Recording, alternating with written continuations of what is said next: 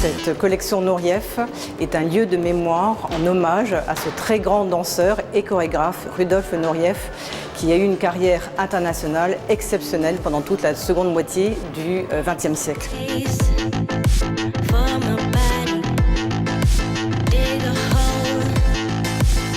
Il avait demandé dans son testament que soit créé un lieu de mémoire en hommage à son esthétique de vie et à son esthétique de travail. Donc il y a une première salle qui est consacrée à Nureyev, danseur et chorégraphe, notamment à travers les costumes qu'il a lui-même portés ou les costumes portés par ses partenaires ou par les chorégraphies, par les danseurs, des chorégraphies qu'il a pu monter. Et puis la dernière salle est plutôt consacrée à son esthétique de vie. Rudolf Nureyev avait 7 propriétés dans le monde, dont 2 appartements, un à Paris, un à New York.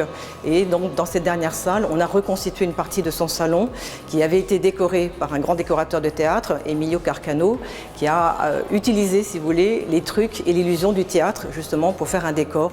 Ce canapé dans lequel je me suis assis souvent, c'est vrai qu'on travaillait des fois après le dîner, donc genre vers 2 h du matin, quand les convives étaient partis. Il aimait beaucoup faire des dîners avec des personnalités parisiennes qu'il connaissait.